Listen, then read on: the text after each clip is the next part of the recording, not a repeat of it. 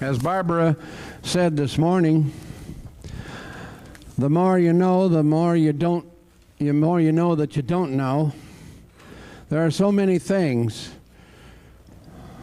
that are happening in this nether world behind our backs, things that happen that we are not aware of, and that's going to be more or less the subjects of our next two presenters. Fritz Springmeier, coming to us from Oregon, has spent 20 plus years researching what's been going on in things that most people, not this crowd particularly, but of course most people really have no clue on in the area of influencing actions of people with various types of mind control. He has so much information it's almost incomprehensible. You wonder how anybody put together that much stuff in a 20-year period. One of the books that I have of his is encyclopedia size, and that's only one of whatever 10 or 20 that he's put together. So there is a lot of information for him to try to cram into the next 55 minutes for you, but he will have a workshop, of course. So welcome for the first time here at Global Sciences, of course, another new find, Fritz Springmeier, please. Thank you. Thank you very much. Where were you when John F. Kennedy was assassinated? Do you remember how you felt? How old were you? What were you doing? Where were you when the Challenger exploded? Do you remember? How did you feel when you saw the pictures of the children that were killed at the daycare center at the Oklahoma City Federal Building? Do you remember? These are trauma memories. We remember them distinctly. They are indelibly etched into our minds. However, how many of us know the lie that was programmed into us at each of those traumas? Now, I realize that most of you don't know what I'm talking about, but I'm getting there. See, I'm not challenging your memories of those traumas. Each of us remember those traumas very distinctly. However, the problem is that we don't know the lie that it was attached to each of those traumas. In fact, most of us have never even considered that the conspiracy killed John F. Kennedy in full view of this country for a reason, in order to program us a lie. We have never asked ourselves, why didn't they quietly poison him and make it look like a natural death? In spite of John F. Kennedy's good front of being healthy, JFK was a medical basket case. So why didn't they try to take advantage of his natural weaknesses? So we've got two facts here. The fact is that they killed John F. Kennedy in full view of the entire nation, and the other fact is that we still have a trauma memory associated around that trauma. However, we do not understand, most of us, how they programmed in a lie to us through that trauma. Now, those traumas that we have just discussed are very mild compared to the type of traumas that we're going to be discussing today and in the workshop tomorrow in the afternoon. I'm here to tell you about trauma-based total mind control. This is a type of mind control which turns the victim into a puppet, a slave. This is a type of mind control which is so horrendous that it dehumanizes a person to be a robot, an expendable piece of machinery that they can throw away. And the problem is that this mind control is essentially totally undetectable. The things that I'm going to be telling you today are going to affect you and your children and your grandchildren.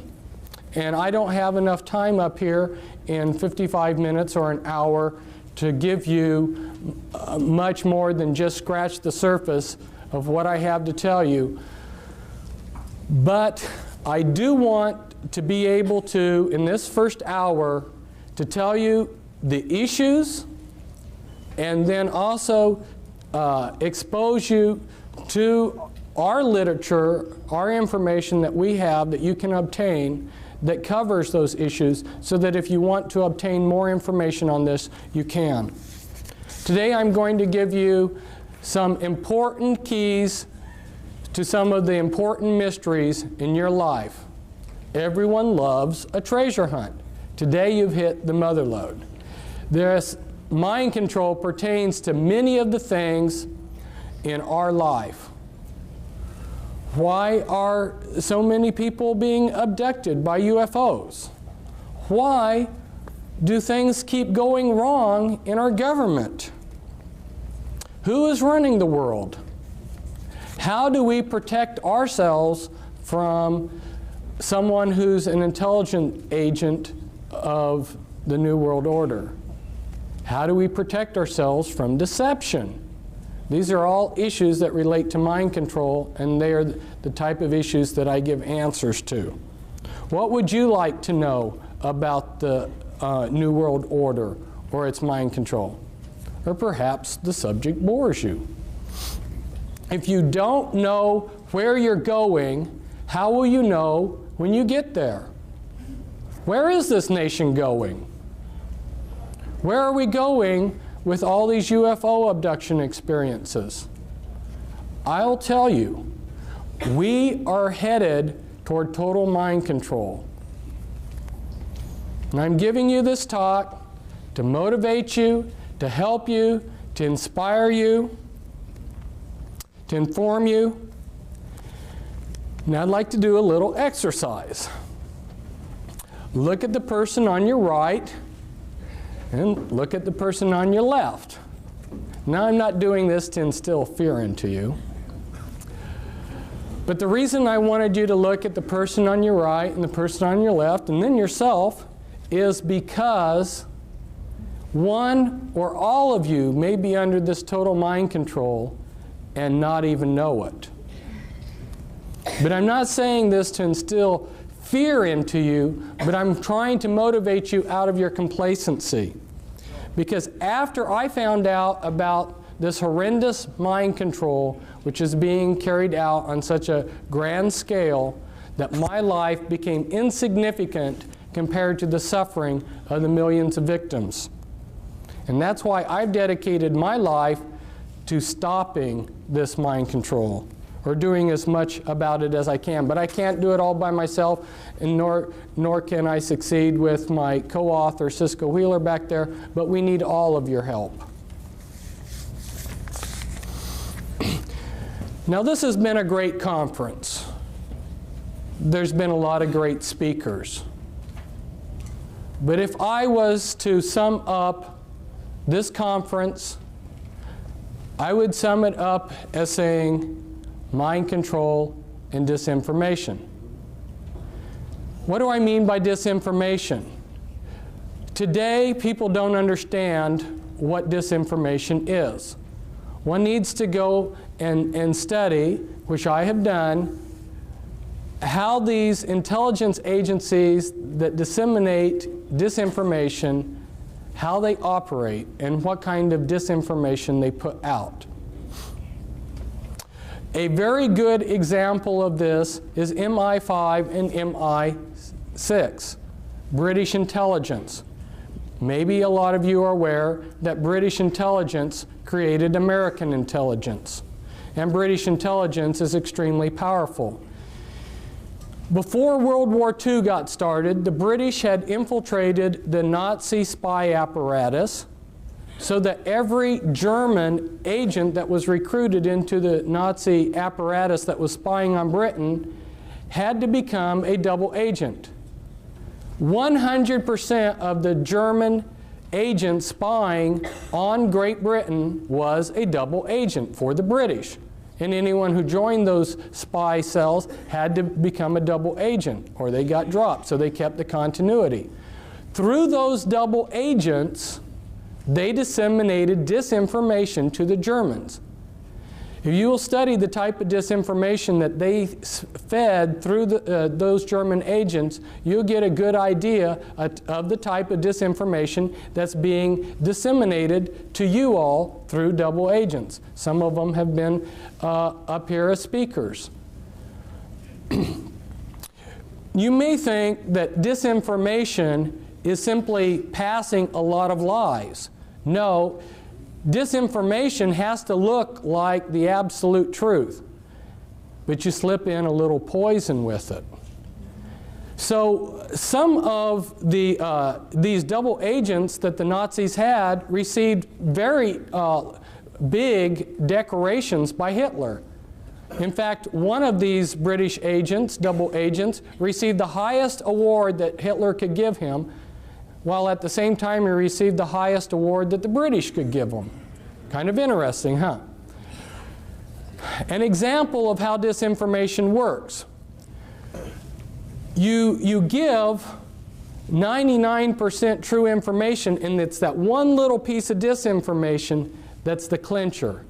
So through their spies, they fed the Germans the range of their naval radar, but they understated it. Well, the Germans were excited to get any information on the British radar, their naval radar.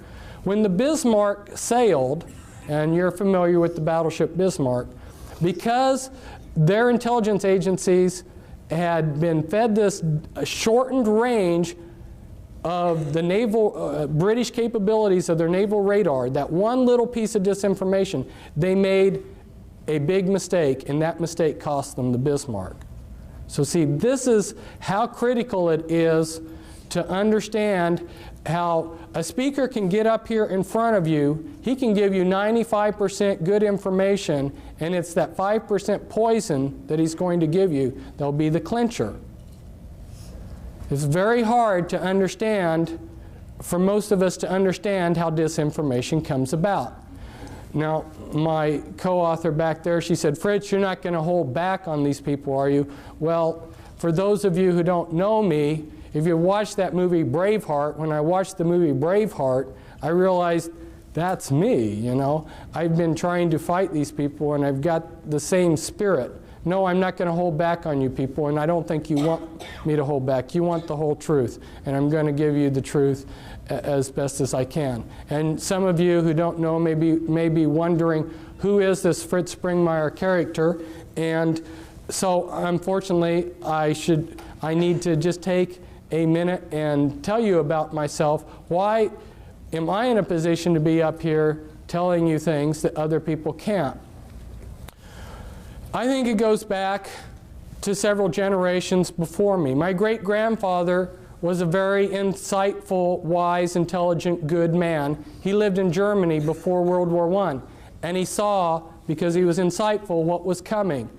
So he escaped in a wagon underneath some sacks of grain across the border into the Netherlands, because he saw that a world war was coming at a time when most of the world was just having a good time.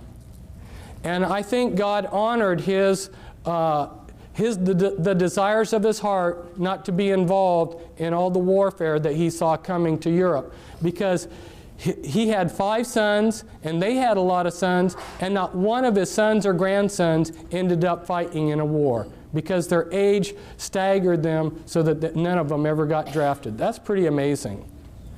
And then if we look at my father he's still alive. He's exceptionally brilliant man. You would call him a genius. And as I grew up, he allowed me to ask 1,000 questions. You know, I sat there and pestered him the whole day asking him questions, and he would answer them. And he never got tired of that.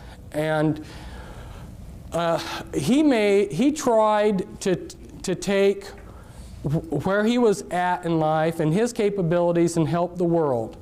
And my mother, she was another brilliant person. My mother and father grew up on farms. They were farm people. They were good people. They were not associated with the system at all, nor have any of my relatives, except for one of my dad's cousins in World War II, because he was a genius, worked on the Manhattan Project. But my father has basically been a technocrat for these people that run the world, and he tried to make a career out of going to third world countries and developing their agriculture. And so I got to see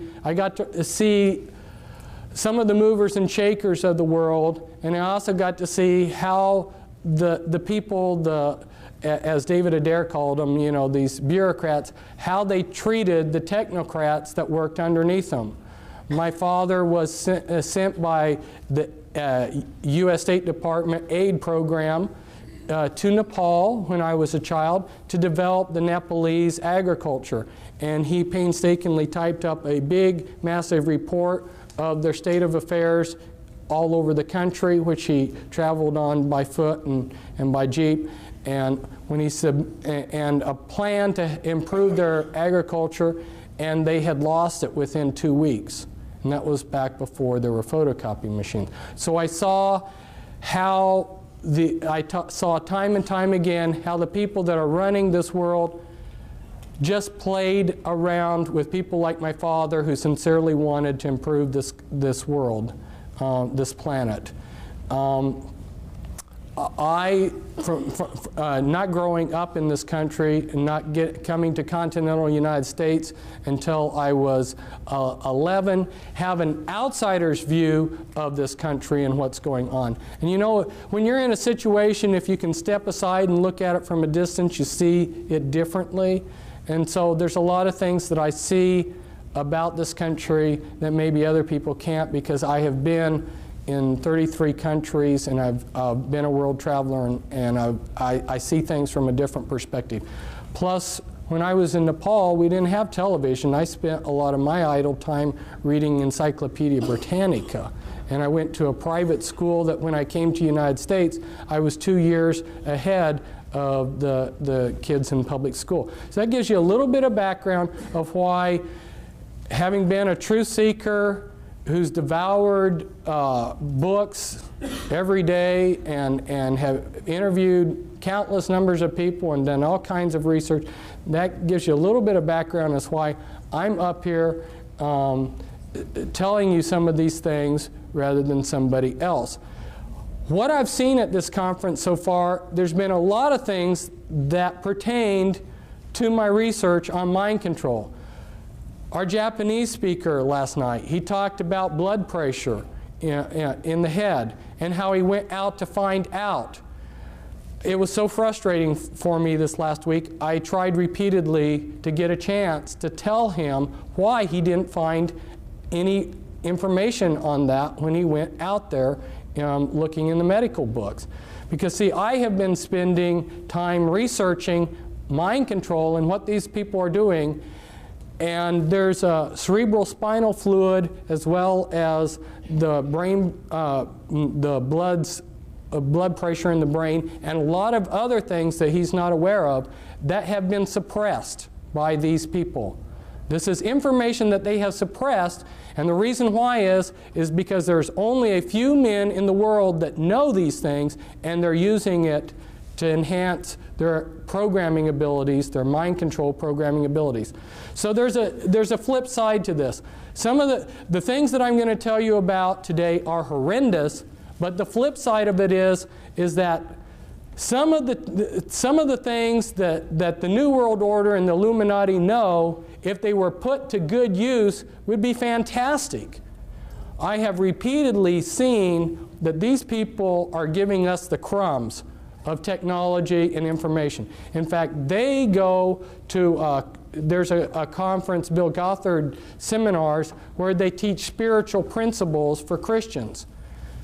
Their programmers go to these conferences. Their programmers, their mind control programmers, know how a person can make themselves into a great spiritual being. They know this far better than most of the Christians, but they use this information for evil. They're able to take and set in things within the life of a person to prevent them from becoming the person that they could have. So there is a good positive flip side to this, but if you saw what I've seen, it would make you angry that these people are taking what could be used for the elevation of mankind and they're using it to enslave us.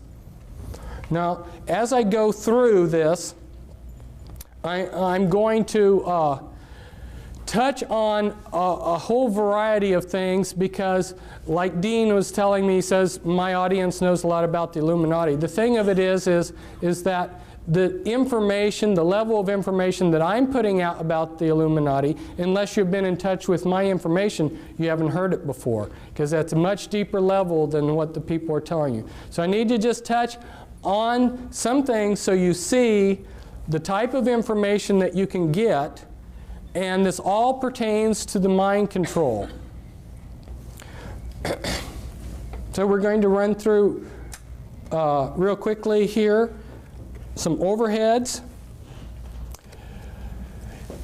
Around this date, Admiral Stansfield Turner, who was head of the CIA, went before a congressional subcommittee, and he admitted to them that yes, the CIA is carrying out mind control on countless numbers of unwitting American victims. And he even went so far as to say the basic methods that they use in this mind control: hypnosis, drugs, and torture. And around this period of time that he was addressing the congressional subcommittee, why the New York Times had this article. Here they mention a couple names of these are mind control programmers, Dr. Ewan Cameron and Dr. Louis Jolyon West. They were two examples of mind control programmers.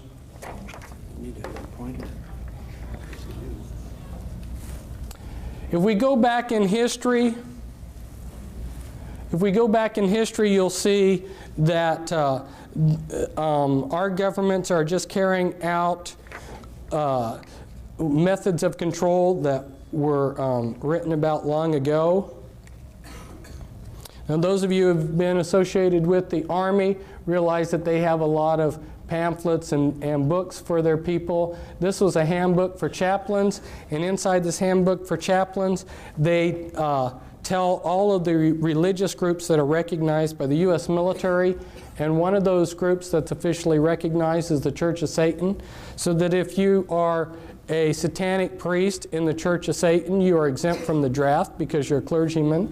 And Anton LaVey happens to be one of the mind control programmers that I have been exposing, and you'll see a picture of one of his slaves in here.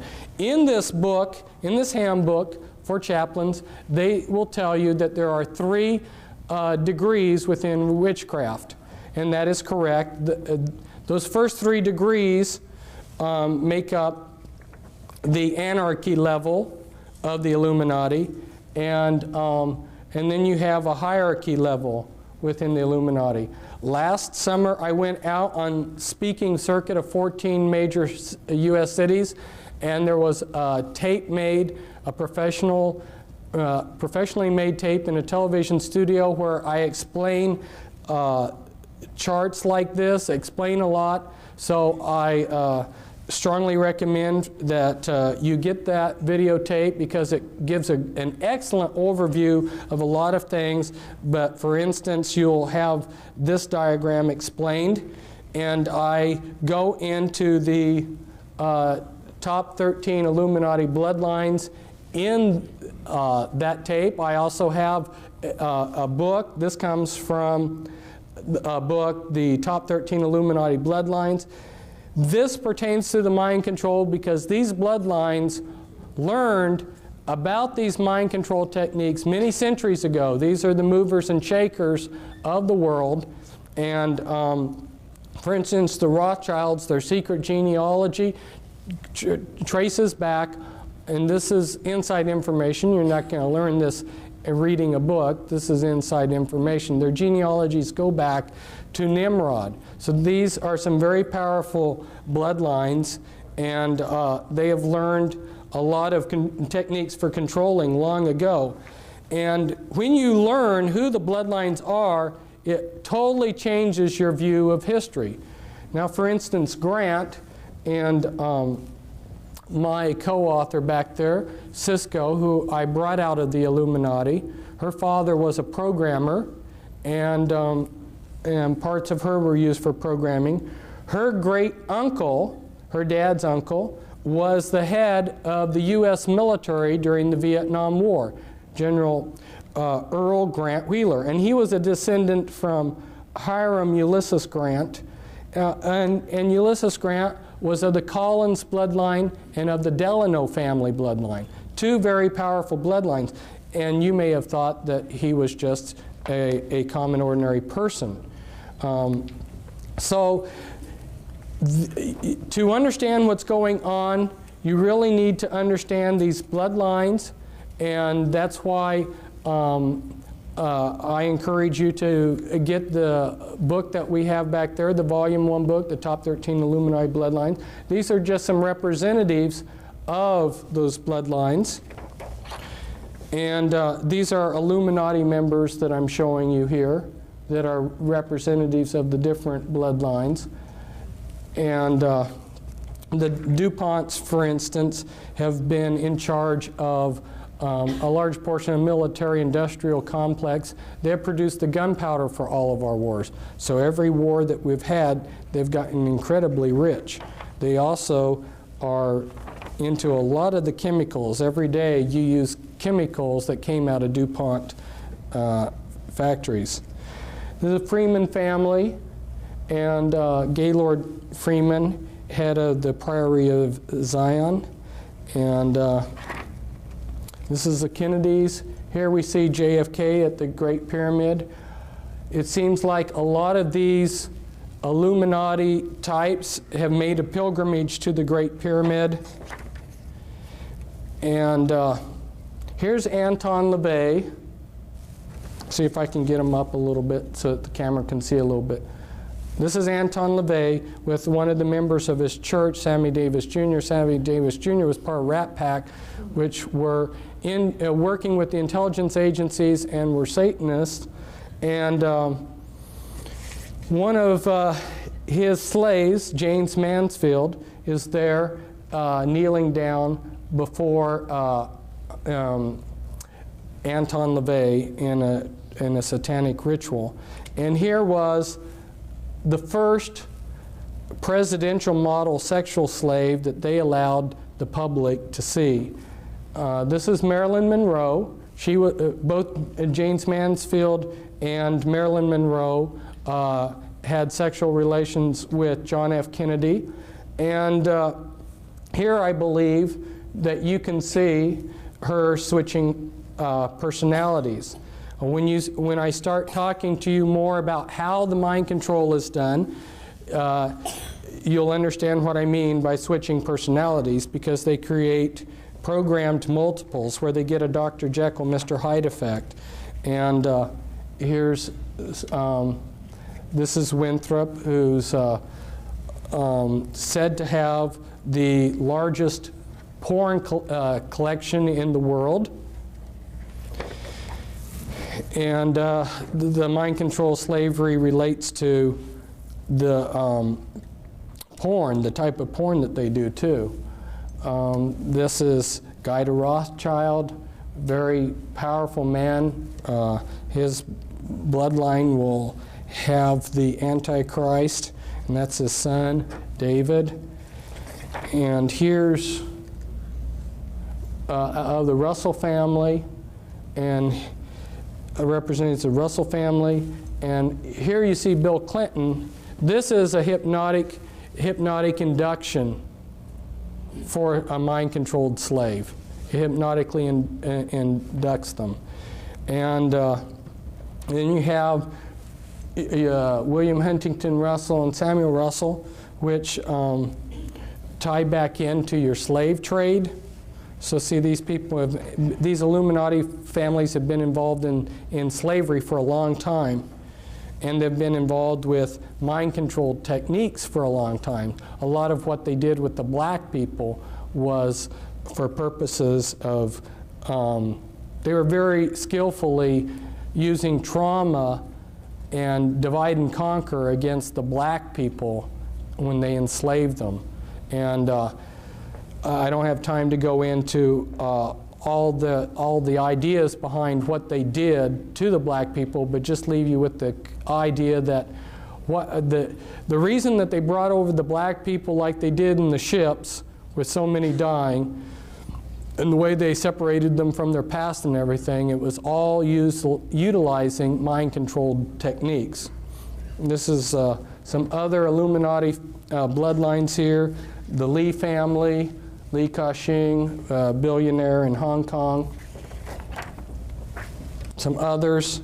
Hitler was of the Rothschild bloodline. I found out that Scotland was very important to all of this, and I just highlighted some of the Scottish clans that were involved in the Illuminati.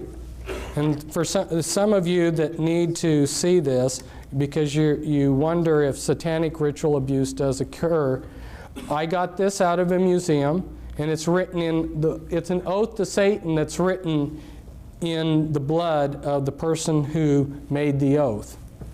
And this is very standard for people within the Illuminati. And this all relates to how the mind control is done, because a lot of you can't separate the rituals, the satanic rituals, from the mind control programming. They dovetail in. But they're also using alien themes in the mind control too. And again, I will explain this in the videotape. It's a castle in Belgium, an important castle of the Mother of Darknesses, which is a rank within the Illuminati. This is the front entrance to it. The Illuminati have set up objectives, okay? And then those are broken down into components, and then they use different parts of society to bring those objectives about. They want things to happen as if they're happening naturally. From debriefing people that have heard planning sessions where the 20-year and the 30-year and the 50-year plans of the Illuminati were explained in detail, one of the major components to their plans is they want everything to happen as if it's unfolding naturally. So where the mind control slavery is so important is they have salted their people throughout all levels of society. There is no religious group, there is no philosophy, there is no political group that can't be infiltrated with their mind-controlled slaves.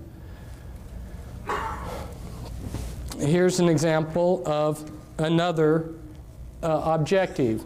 And you can see how they've broken it down into components, and then their people that are salted throughout different areas are bringing about those goals.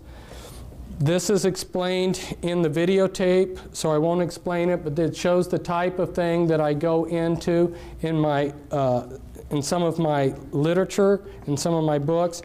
And this is the Illuminati occult area boards that when they went to make federal regions, they copied the boundaries that the Illuminati occult area boards already had. And again, this is the type of thing that we talk about in the videotape. And you may say, what does this have to do with mind control? It's because healthcare and control of grains and all of these different things that we see being controlled behind the scenes, the way that they are able to control them is with these programmed multiples. And that's why people are saying, well, I can't believe that there's a conspiracy because I don't see it. No, it's being very subtly done behind the scenes.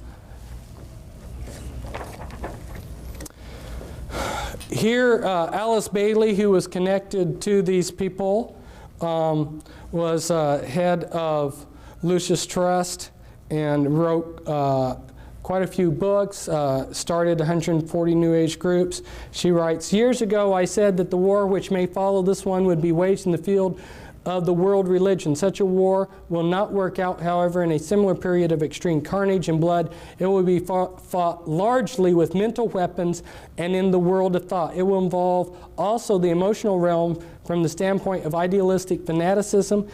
This inherent fanaticism found ever in reactionary groups will fight against the appearance of the coming world religion and the spread of esotericism. The coming struggle will emerge within the churches themselves."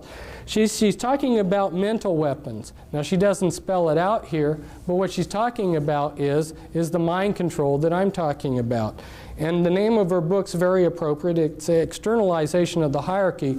What was done in secret in these secret societies that tie in with the Illuminati, what was done in secret 100, 150 years ago is being externalized into society. And part of the way that they're doing it is through the mind control that's got an alien script to it, and through people that are seeing things and dreams and so forth. You know, one of the ways, see, my father was just naturally smart, but there weren't enough naturally intelligent people for the New World Order types to take advantage of. If you understand what they need to run their computer systems and to do the type of research that they need, they needed to have some trick to get enough geniuses to really move rapidly forward with what they wanted to accomplish. And they discovered that if they scarred the brainstem, they could create somebody with a photographic memory. And so a lot of your people out there that are geniuses working for the system are mind-controlled slaves that have their brainstem scarred as a child. They've been given a photographic memory, and they've got programming. Now, how do they control these people? Well, they are releasing technology at a rate that they have decided upon, and they release that. If you're a mind-controlled slave, a lot of the ideas that you will get will come as dreams. Okay?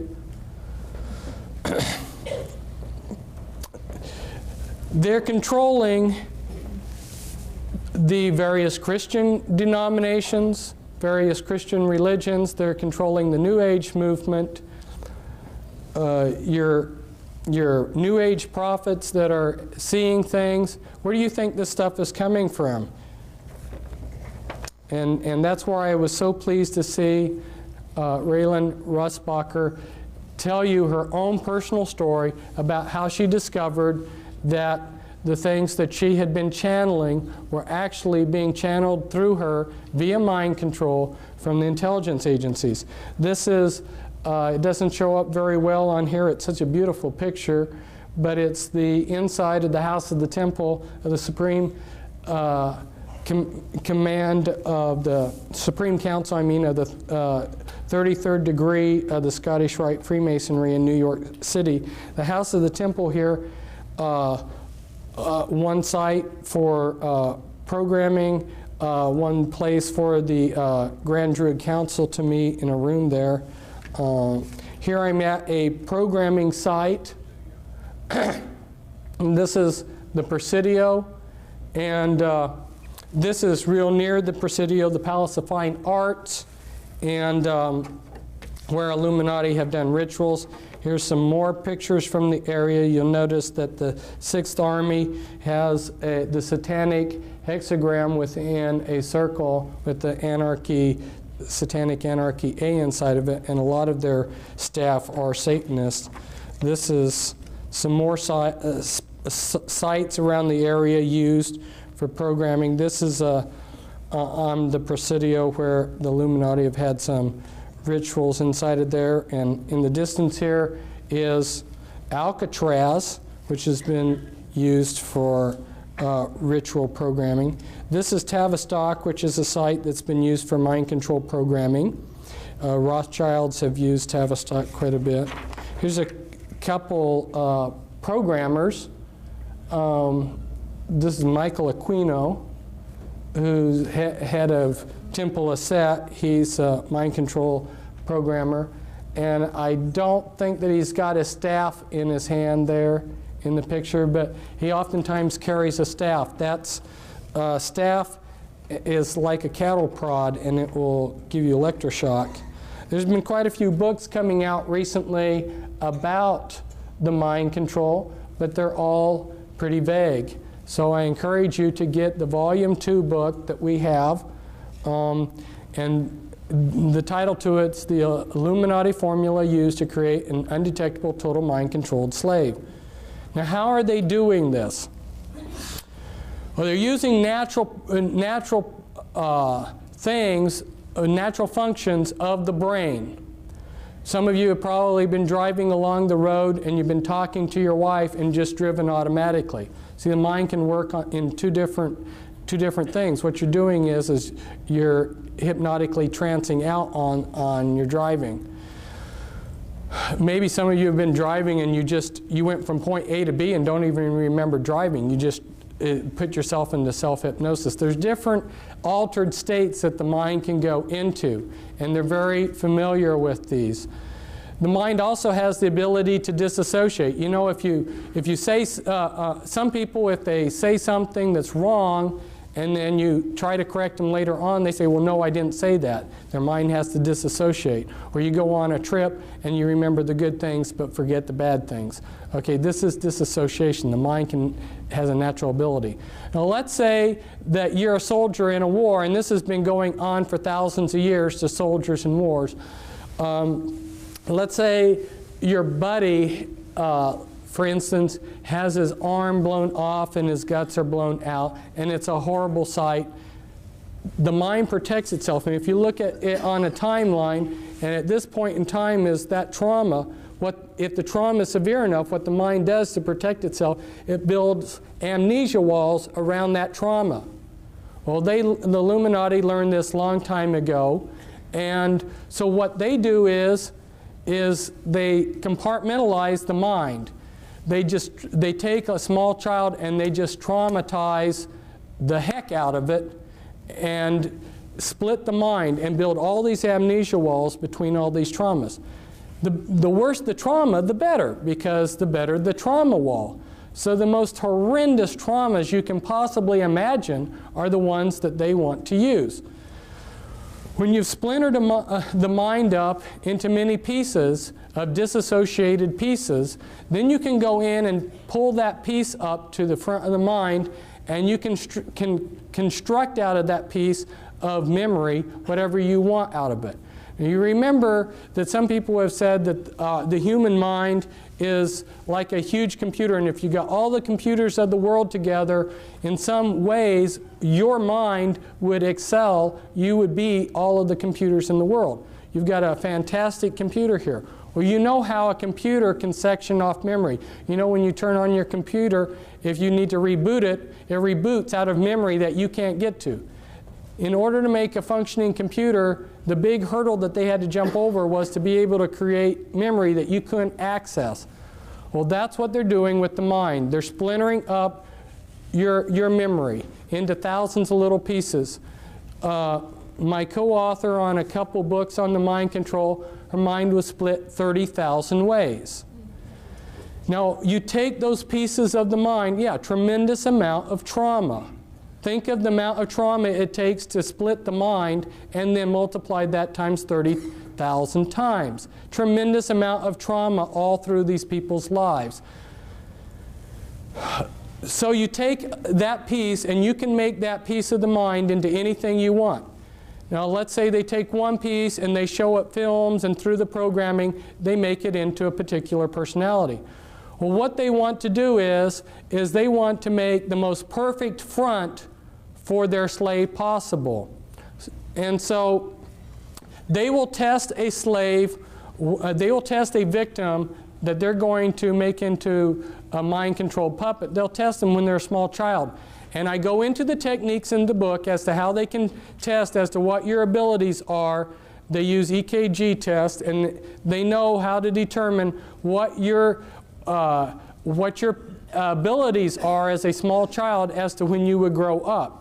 So they plan out your they plan out your life ahead of time. They say, this one will be a doctor, this one will be a lawyer, this one will be a scientist working on rockets, this one will be this one will be that, okay? And depending on what they're wanting you for will determine the type of programming they give you. So it's very systematic, and because the movers and shakers of the world have all of the resources, basically, they can move these people into whatever field they decide for them, so they become the top of their field. Now, their front personalities are very legitimate, sincere people. They don't know about the Dr. Jekyll, Mr. Hyde effect. Imagine yourself being a Christian minister and horrors of horrors finding out that you've got disassociated parts of yourself that are Satanists, that are satanic, that go to Illuminati rituals. We recently had a minister fly in with his wife. He heard me speaking last summer on my lecture circuit, and when he heard me talk about the Illuminati, he realized there's nobody else that understands the Illuminati or the type of programming I have that can help me.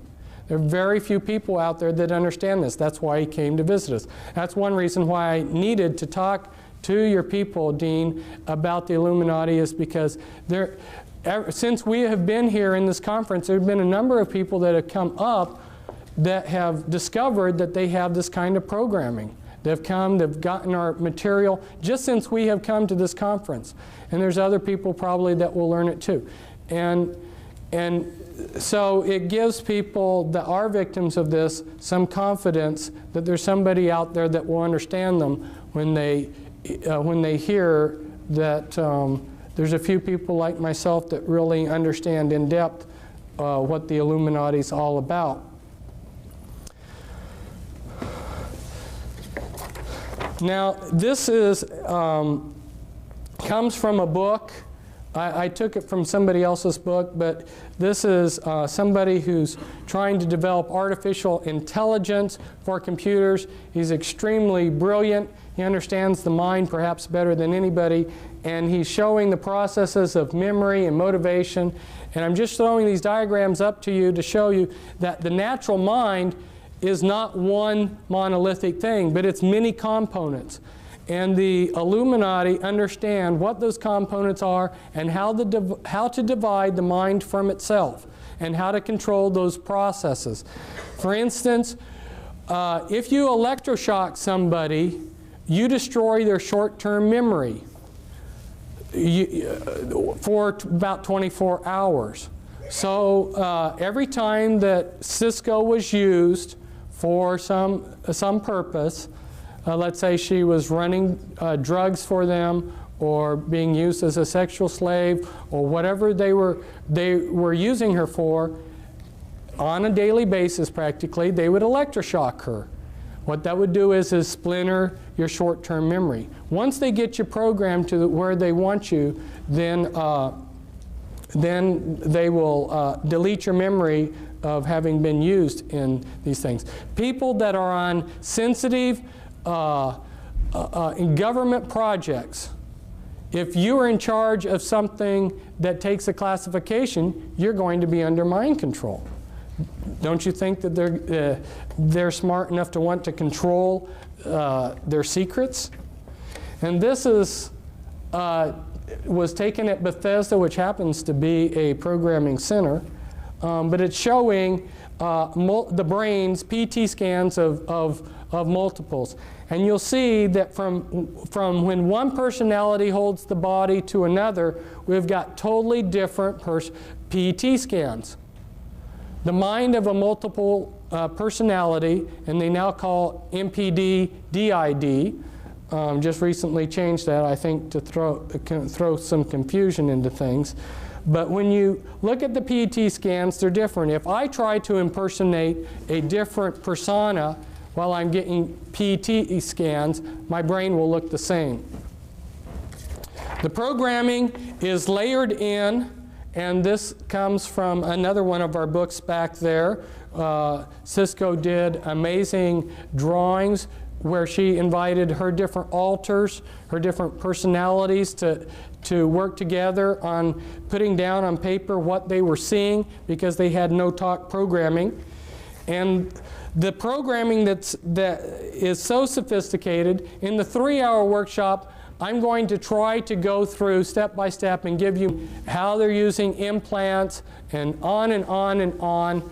And I'd love to tell you everything that I know, but as they go in and splinter a person's mind into thousands of disassociated pieces, they have to put those pieces together in some fashion that's going to be useful to them. So then they're structuring. And as they build the structures, they like to use structures like this. Like this is an infinity type structure, so that the person being programmed, they get a feeling like there's no beginning or no end to the programming. It gives them a hopeless feeling.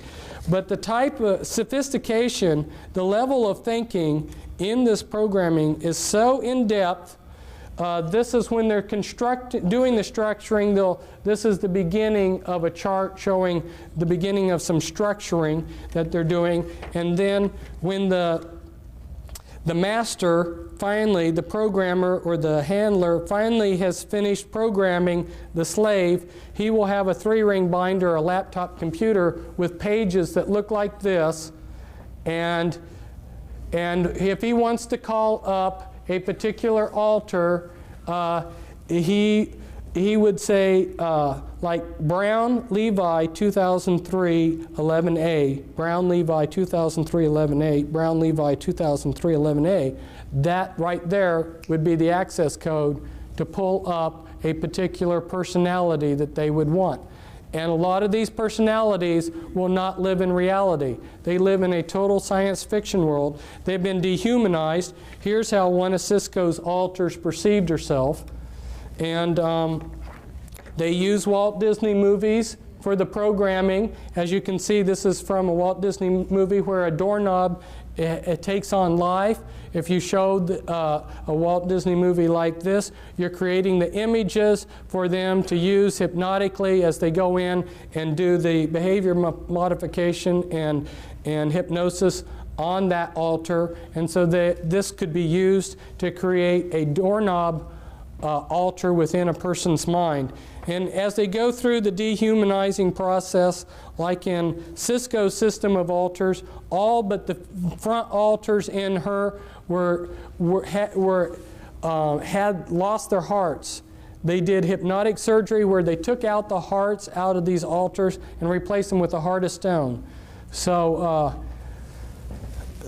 and that's so that these people can't give their hearts to Jesus, because if you would talk to these altars and say, give your life to Christ, they'd say, I don't have a heart. I'm not a human. And then they've been dehumanized to think that they're maybe a horse or a dog or a cat or whatever. They build bodysuits out of implants. And you heard about last night about the biochip, how they're able to make a miniature computer that's very, very tiny, the size of a cell or even less. That's true. And they attach these tiny, you have to understand how computers are made. All a computer is an on-off switch. Anything that will consistently do one thing consistently, move in a particular direction or something, can be used as an on-off switch. They take strings of carbon atoms. They use DNA templates. Anyway, they make mini computers that are extremely tiny, attach them to viruses. Viruses have a liking for a particular part of the body. They will build a bodysuit of implants in you with these tiny computers, put in a master computer in the back of your neck, and these are just a few of the sites. These are the audio implants. There's about 6 different major categories of implants. You've got mimics implants, you've got auditory implants, holographic implants anyway, and when they program, they layer in the programming. They use a lot of, some of the base programs are your Alien scripts, your Alice in Wonderland and Wizard of Oz. Those are very common base programming scripts. And also Star Wars and Star Trek. Star Trek's a big one. What are the implications of this mind control? You've heard the term paradigm shift. The implications of this mind control are so mind-boggling that it's taken me years to make what people call the paradigm shift, to really comprehending everything we see. Nothing is as it looks, okay? And anything that is clean has been infiltrated and been dirtied. It's incredible. And this is a newspaper article where people are immigrating, where they're coming into the United States from. And of course, if they put Eastern Europe up here as something, it would be right up there probably in the top 6. But you see Russia and China and Vietnam right up there in the top countries that are sending us immigrants. These are countries that are also practicing mind control. How many Spetsnaz agents have been infiltrated into the United States? We're not being protected, but we're being moved towards a one-world government.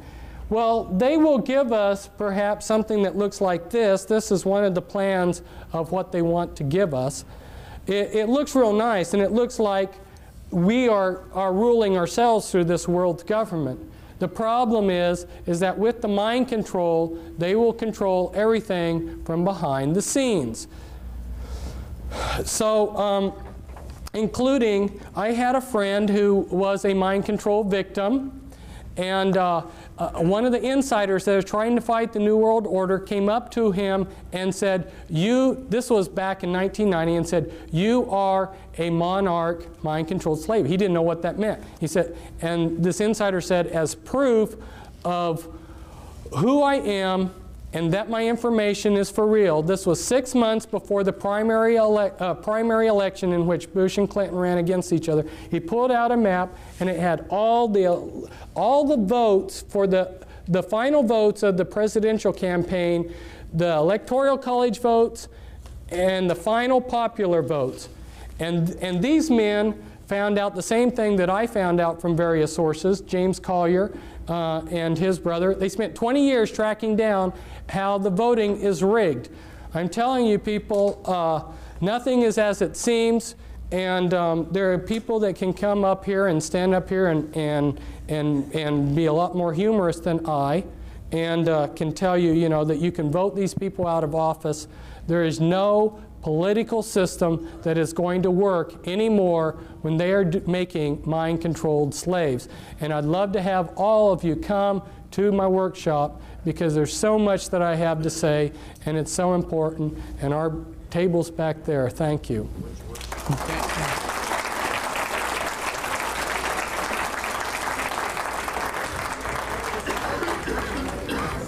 Again, thank you very much, Fritz, for